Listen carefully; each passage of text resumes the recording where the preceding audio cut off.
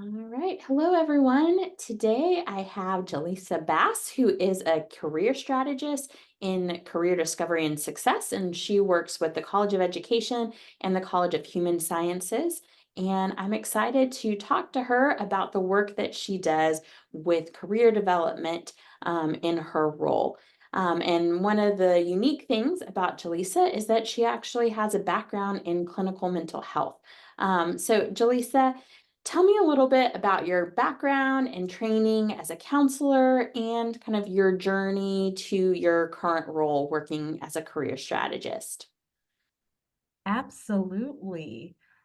So when I think about my journey in the clinical mental health realm, it's kind of something that I always tell people that I stumbled upon, just because I went to college not really knowing what I wanted to do. And in high school, there wasn't many resources to kind of assess what different career paths existed for what I felt were my strengths, which my friends would say is talking to people. So with the limited knowledge that I had, I was like, okay, so talking to people, that sounds like psychology to me, I think, right? Mhm. So I went to pursue my Bachelor in Science in Psychology at Georgia Southern University. Unbeknownst to me, of course, psychology is way more than talking to people. There are so many facets to the psychology field, right?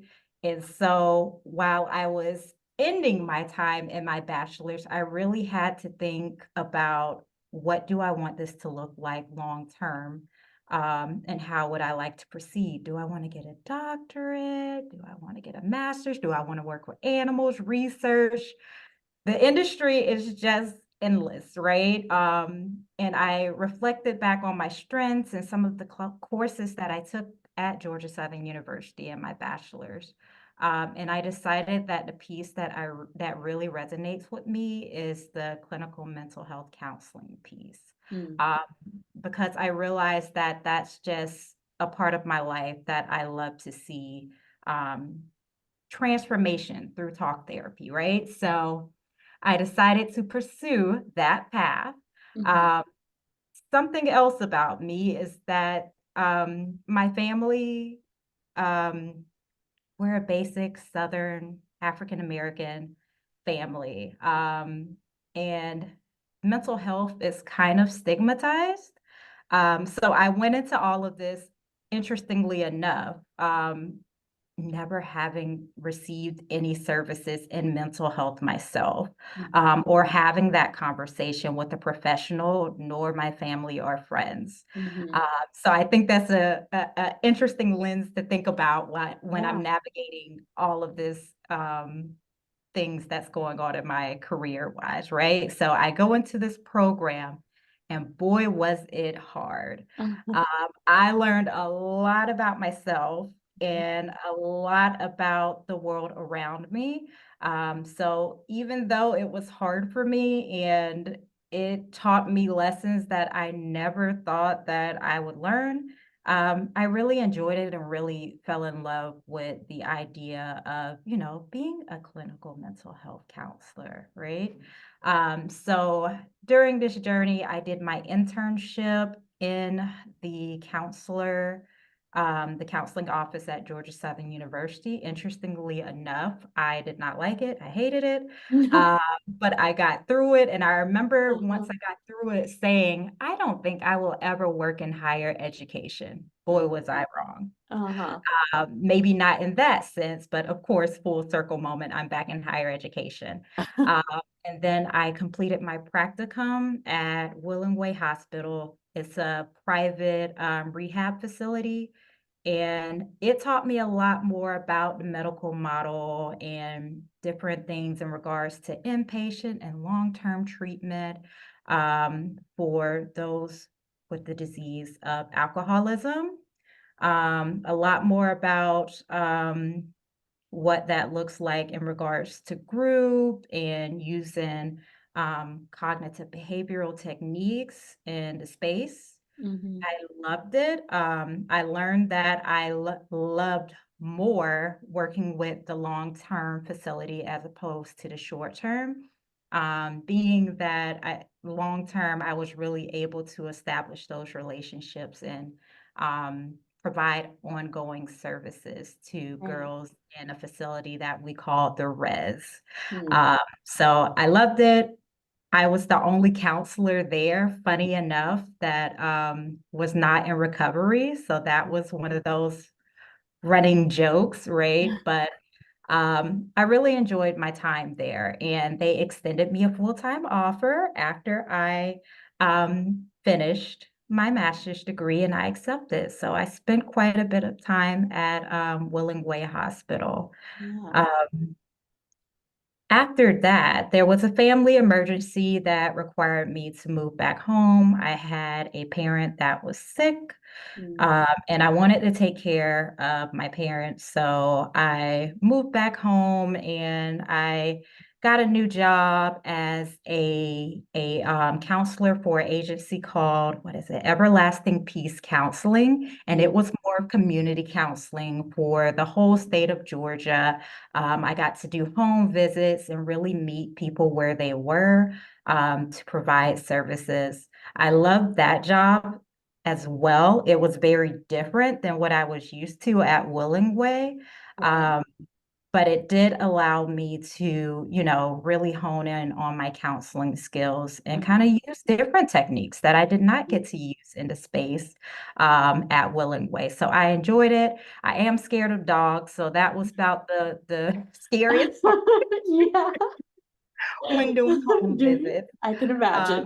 Um, Oh my goodness, encountering dogs. Yeah. Um, but I loved it. It was fantastic. So I worked there for a while supporting my family. And then the unthinkable happened. My parent passed away. Mm. And I realized at that time, especially with the current work that I was doing, that I had to check in with my own mental health and realize that I needed to step away, and that burnout was imminent because I was trying to do so many things. I was trying to work and show up for my clients, show up for myself, handle all the things that go along with losing a parent, such as figuring out how to sell the house and the business and all the things. So I really looked at myself and said, okay, I think I need to take a break Mhm. um, from counseling right now. What does that mean? So I never in a thousand years imagined taking a career pivot. Uh, Mhm. but this is the pivot that I felt like I needed at the time to take care of myself. So from there, I had my old employer at Georgia Southern. I served as a graduate assistant in the testing office. She reached out to me, so this definitely shows the importance of a network, right? After all those many years ago of graduating, she reached out and she said, "Hey, we're thinking about creating a academic success program with success coaches, and I think you would be fantastic." Mm. At the role. And I was honored. I was flattered. I remembered those things I told myself a long time ago about never working in higher education, right? Uh-huh. So I was hesitant, but I learned more about what they were looking for. This was going to be a brand new piloted program for us. We had never had anything like this on Georgia Southern. And I decided, sure, let's see what this could bring, right? I never thought about coaching or higher ed Mhm. at that, but I decided to go with it. And my goodness, I fell in love with coaching. Mm. So as an academic success coach, I help students that fell below that 2.0 GPA threshold with resources, and those resources span from study skills to goal setting to Maslow's hierarchy of needs, right? Mm. So that was the fun part about it because since we were the first people to do it, I really got to make it my own. Yeah. Uh, so I really enjoyed working with the students in a different capacity, goal setting, and kind of being proactive about the different services that I provided. Now, I Yeah. will say, in the beginning, it was difficult for me to shift from counselor to coach because I would find myself kind of overstep. But then after a while, I learned how to refer out, right? This is Can you something, tease out the nuance of that? yes. Oh my goodness. So let's see, an example of that would be if a student is telling me that um, they are experiencing XYZ symptoms and they already have a history of having XYZ, right? Um, I would refer out. So usually I'm used to being that person to like kind Yeah. of through that. Um, so I really had to consciously make a list of myself of like, okay, so if we are talking about things in regards to academics, our personal life, I feel equipped to handle those things. That works within my job description. If we're getting into more mental health diagnoses type situations, I need to refer out. Mhm. So that was a struggle for me in the beginning, for sure. Yeah. Yeah. Um, but I got better at it, and, I really loved my job. I really love coaching, but what made me leave the academic success coaching in particular is because I wanted to find something that's more proactive than reactive. Hmm. So with success coaching, they were voluntold to see me for having that Yeah. low GPA, Right. right? Uh-huh. So the major event has already happened. There's Mhm. nothing preventative going on. It's kind of more of a reactive approach. So I was like, I Mhm. want to be more proactive. How can I, talk with students and start having these conversations that I feel is important early on to, help them to make informed decisions. Whether it's, I changed my major and by the time I realized I was pre-med and this was not going to work out, my GPA already tanked, or perhaps I had a Mhm. medical emergency, but I didn't realize that there were resources, to kind of aid with that would not tank my GPA. Mhm. Um, so I looked into it and I was like, I can be a career coach. So that's kind of why I pivoted to career coaching. Mhm. And at Georgia Southern, I served as the coach for STEM students in particular. So it was a learning curve for me because I had to learn all the STEM things, right? So Yeah. all the things in regards to like professional material writing with resumes, cover letters, etc, as well as I served a lot of international students. So I wanted to learn a lot more about the visas and H-1B Mhm. processes.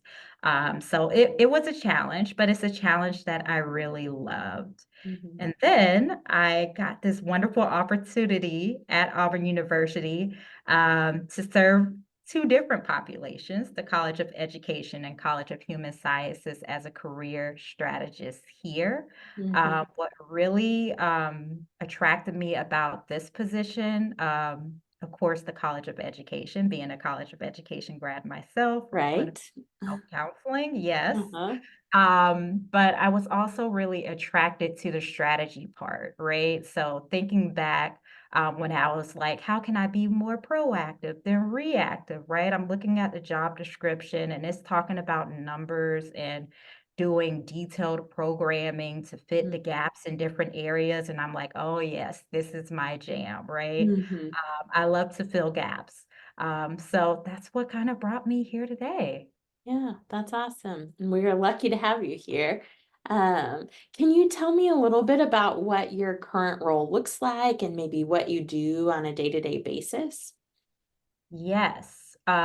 So on a day-to-day basis, I am conducting one-on-one appointments for all things career readiness. So that can be major exploration, that can be working on professional materials such as a resume or a cover letter, graduate school planning, if a student is thinking that may be their next step, all the way to salary negotiation and diversity in the workplace. So Mm. I'm always having one-on-one conversations about what that looks like for students. I also do a lot of classroom presentations and workshops, which is very fun for me because it's one of those spaces where I kind of get out, and sometimes I get to talk to students from different populations, the human sciences and education, and kind of have some of those, um, I guess, in the clinical mental health world, the closest is probably like psychoeducation type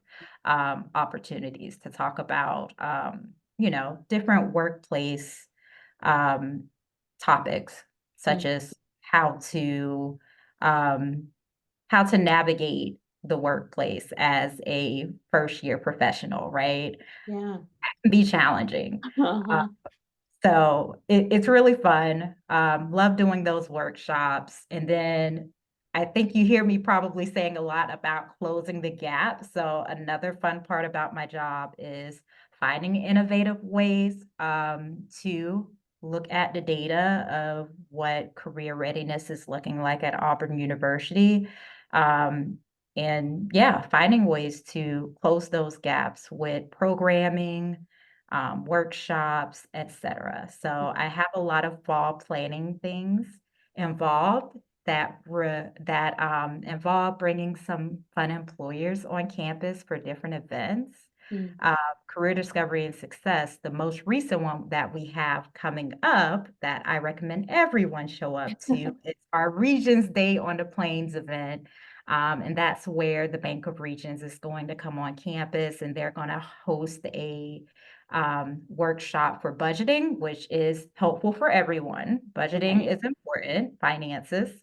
They're going to have a Go Green game day on the plains where you can just kind of play games with individuals at that company and learn a little bit more. And they're going to have a lunch and learn for an information session to talk about the different opportunities within the company. Mhm. Uh, so I love planning things like that and having different employers on campus. And Yeah.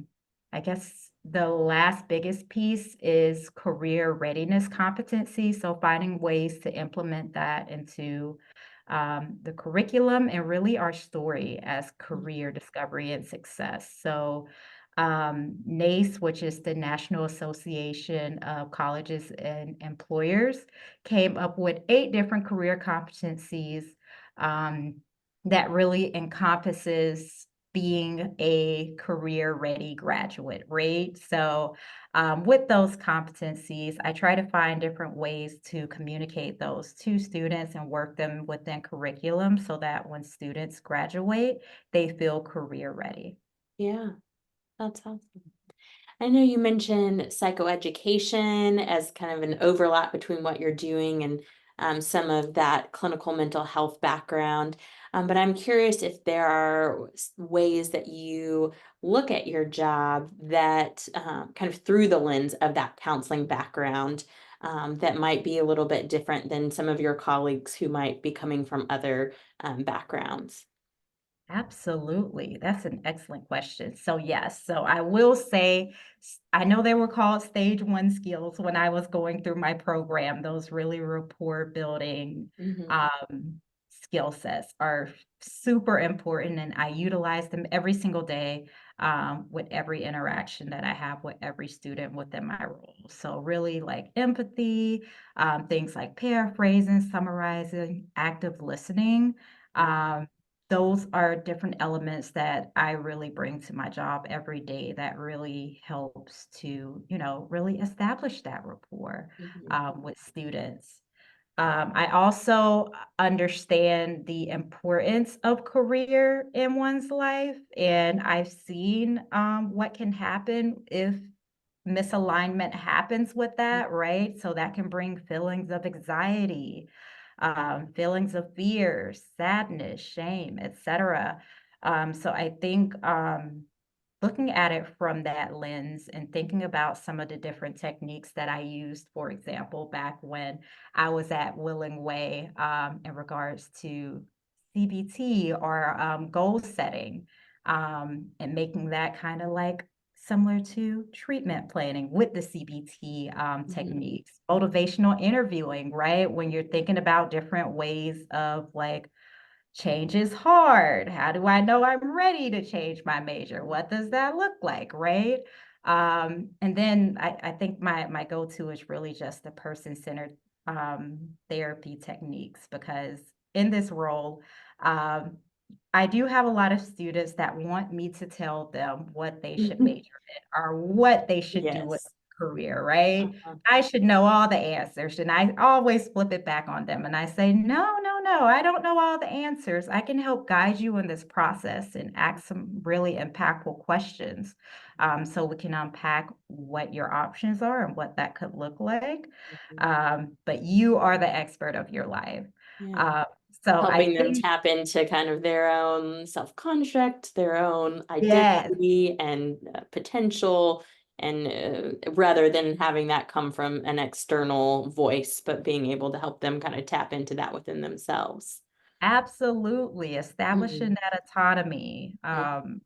So I think from that lens, that may be a little different Mhm. from how my colleagues approach career coaching. Yeah. And kind of stepping back into that clinical mental health mindset and kind of your training, what intersections do you see between kind of career counseling or career coaching and clinical mental health counseling? Yes, so I think that both are much needed services, and I definitely see the two being in tandem. I think that they both take a really holistic approach when looking at wellness and well-being. Um, if the missed job alignment happens, right, and they there's different ways to kind of there's more than one way to address it, and I love that, and I think the same is, true for clinical mental health counseling with career counseling, Mhm. um, that there are different approaches, Mhm. and it deals with your personality and the type of person that you are, but I think they're both very much holistic, where one thing intercepts with another thing, intercepts with another thing, right? So I don't have if I'm talking about career with someone, there's often things about family that may show up in that space, right? There may be fears or disclosure of previous mental health challenges, academic related challenges, et cetera. You never know what's going to show up. So Mhm. that holistic intersection um, for both, I feel like makes them kind of similar. Mhm. Um, I think also in both roles, I really work hard to really empower clients or students to make informed decisions. So I think that's something um, that holds true to both, as well as the usage of assessments to really help to make those informed decisions. Now, those assessments look very different, Mhm. um, but just using overall assessments to help clients really learn more about themselves uh, Mhm. is something that I think they really intersect on. Mhm. And I think the point you brought up about the misalignment and how that, when we're in a job and it's misaligned with our priorities or our values or our skills, that can really, as you said, create anxiety, can create, depression, other types of stress that can lead to different kind of mental health issues.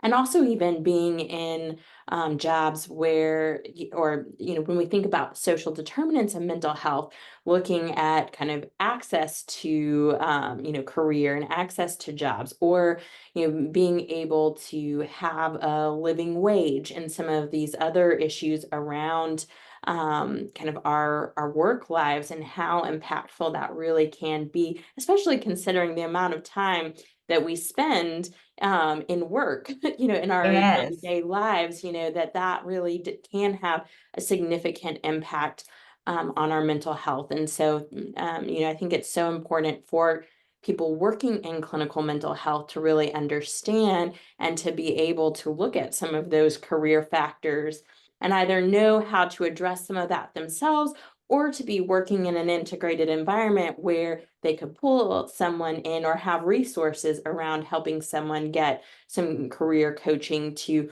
help change some of those environmental factors that might be influencing the kind of downstream mental health symptoms that they might be experiencing. Absolutely. I couldn't have said it better myself. We spend a lot of time at work. So Uh-huh. yes, when Yes. things are misaligned or if you're feeling anxious, or if you're stressed about money, that those things tend to show up in different areas of your life and Mhm, can really cause some issues. So mhm, yeah. mhm. Do you utilize a specific career theory in your work or approach? And if so, how does that shape what you do? That's a great question.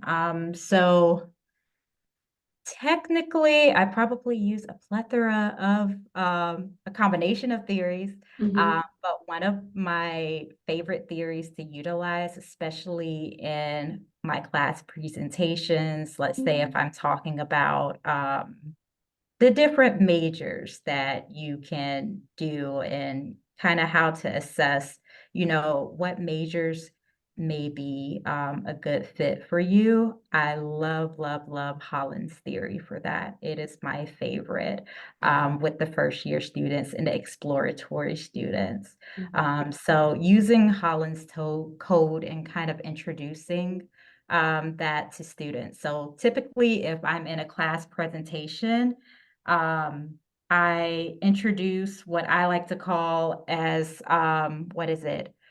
Pretend that you're at a party, so it's like a party scenario, right? And I have different descriptions for different people and groups of people at this party, mhm, and they all align with Holland's code. And so I get the students to select which group of people would they enjoy hanging out with the most, right? mm, And so we get up and we get into our groups, and then after that, we kind of go over the different Holland's code based on the group that they selected, mm, right?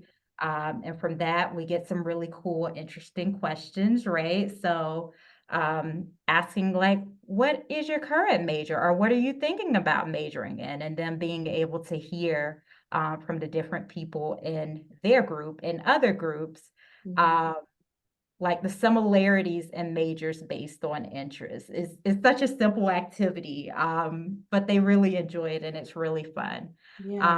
And asking questions like, did anybody struggle to between two groups or maybe three groups with the Hollins code, right? What helped you to narrow it down? Mm, Um, so after that group activity, I usually like to refer back to ONET because ONET is a website that actually uses Holland's code to identify different career opportunities within different industries.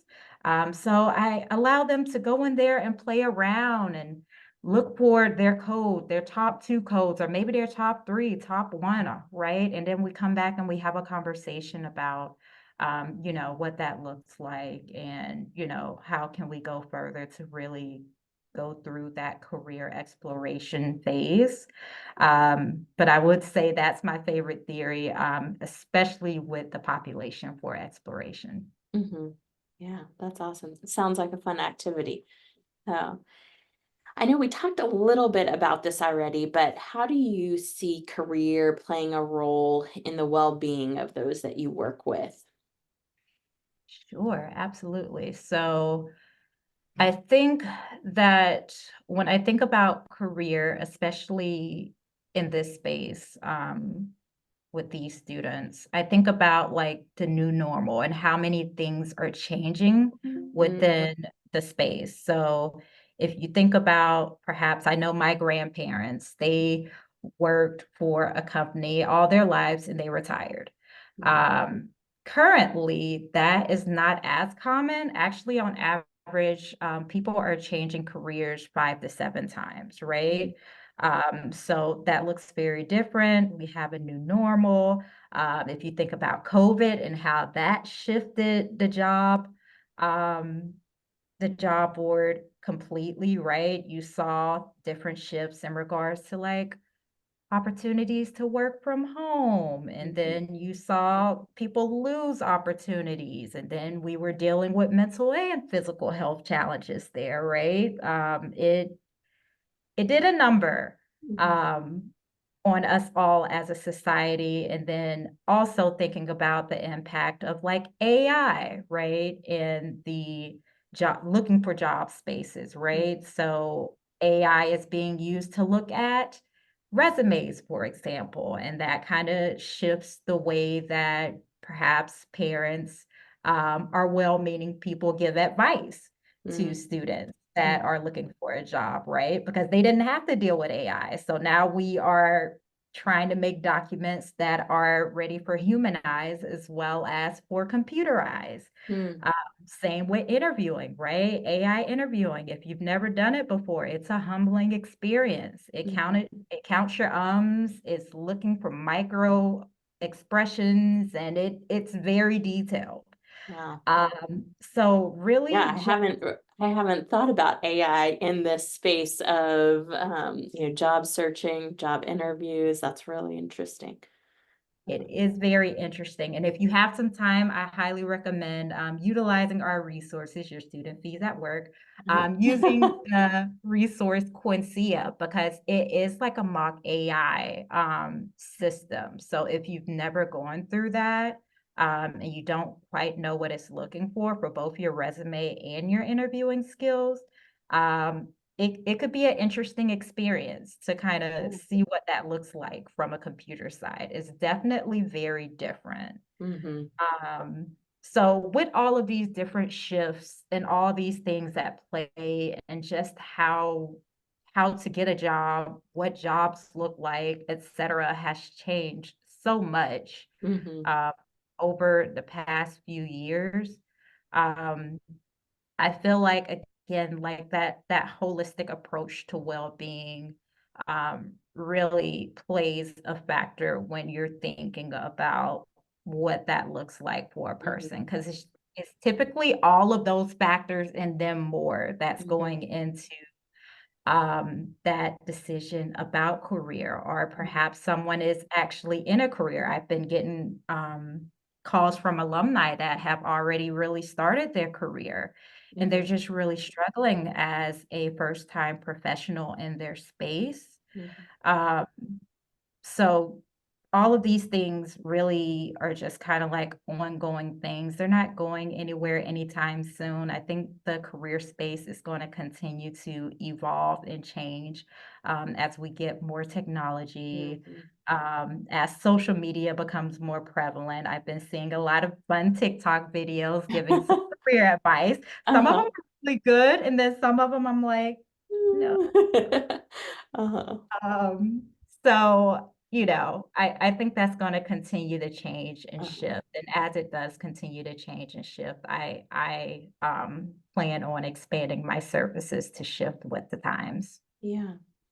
On something too that you said made me think about, just this idea of people transitioning their careers more often, and just thinking about a transition and what that experience is like in kind of any part of our life as we kind of transition from one thing to the next, or one, period of our lives to another period of our lives. That a lot of times, as clinical mental health counselors, we are working with people through those transitions. We are part of their support in navigating those types of transitions. And so, for clinical mental health counselors thinking about the impact of career transitions or some of those changes, and really leaning into talking through that with clients, or that being something that we assess for and we include kind of in our work with our clients, and kind of understand our role in supporting them through that.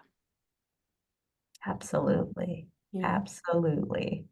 So for students who are, as the students in my classes this semester are coming towards the end of their program in clinical mental health counseling, they're starting the job search and getting ready to graduate. What are different options out there for counselors who might be interested in focusing on the area of career that that maybe they haven't considered before. But if they were looking to get into working around the topic of career, what are some options that are available to them or that they might want to consider? Yeah, absolutely. That's a good question. So I think anywhere, of course, in the education space as a counselor or a career coach is a wonderful starting point. Conversations usually tend to center around careers. So anywhere with primary, secondary, or higher education could be a good place to start, as well And as would on that a be federal like, level. oh, sorry. Oh, Pause you sorry. for a You go second. ahead. No. So in the university or the education system, would that be looking at what types of job titles would that be looking at? Would it be like academic advisor, kind of a space like where you're working in, career strategist? What would be some of the job titles or the things that might keywords that maybe they would find if they were looking for jobs in the education sphere?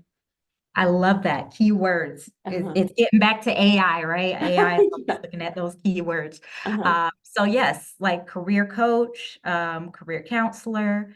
You may see it show up as employer relations. So that's kind of the me on the employer side. So they deal with managing those different employer relationships and really strategically helping to plan those different big events like career fairs. Mhm. Um, you probably will see, what is another one? Maybe like career services director, um, outside of education, because the topics of career is getting huge Mhm. everywhere. So I've been seeing like private companies as well as like federal institutions working more career type counseling and coaching within their companies. Mm. So perhaps you'll see a position like a human resources manager, right, with an emphasis on career coaching.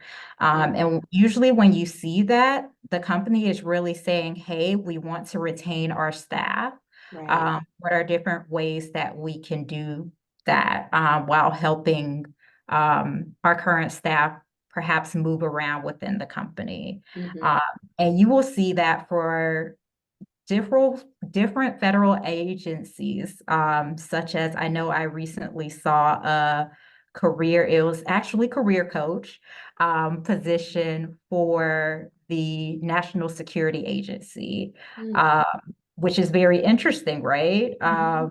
That, even the federal agencies are really looking and they're saying, how can we keep good people and how can we make sure that they continue to professionally develop Mm. not only within their role, but in other roles. Mhm. I know that in particular, I was very shocked to learn that, the transferable skills that I have in counseling is something that is sought out in HR.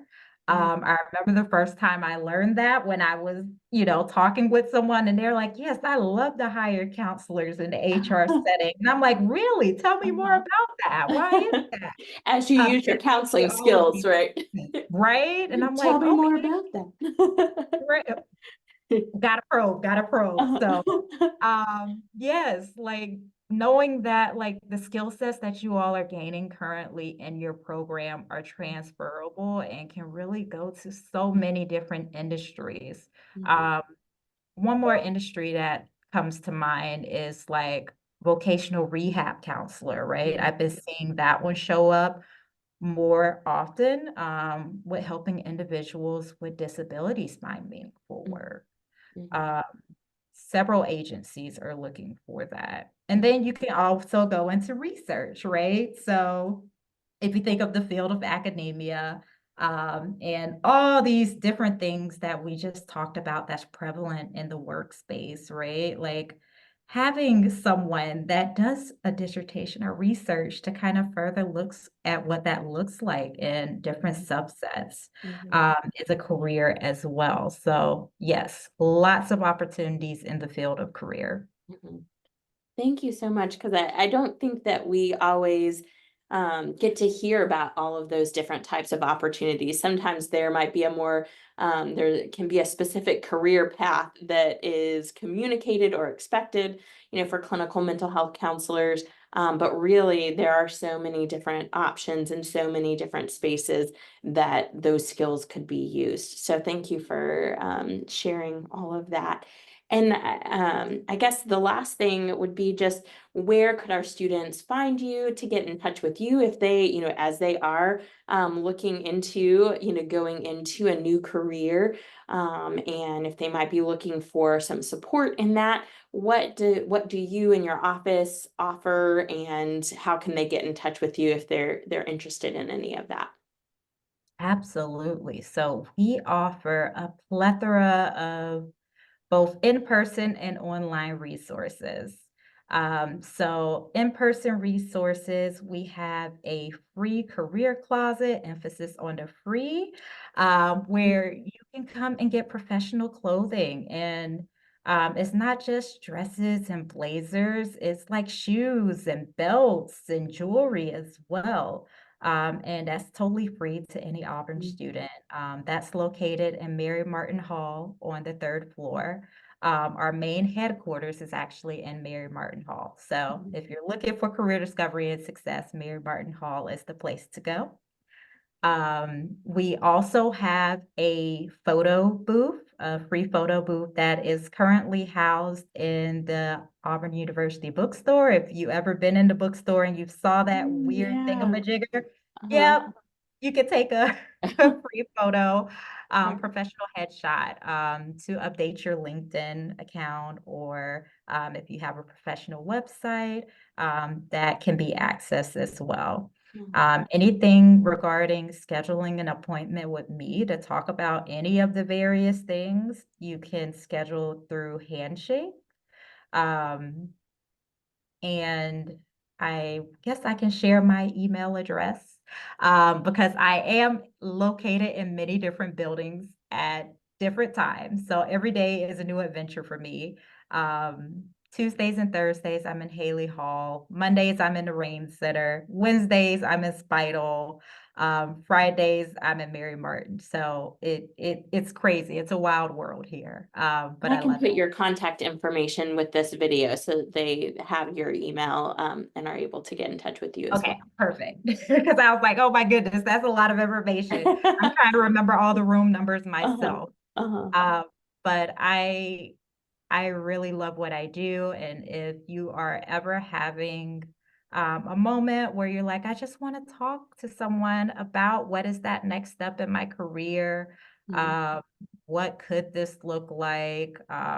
If you're assessing perhaps going back to school, those are all different elements that I would love to talk with you about.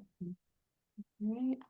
Well, thank you so much, Jelisa. I really appreciate you taking the time to share your story and the work that you do. It's so important. And I'm so glad that our class can hear about that, and hear a little bit of a different perspective of what they can do with their background in clinical mental health. So thank you for being with me today. Thank you for having me. This has been fun.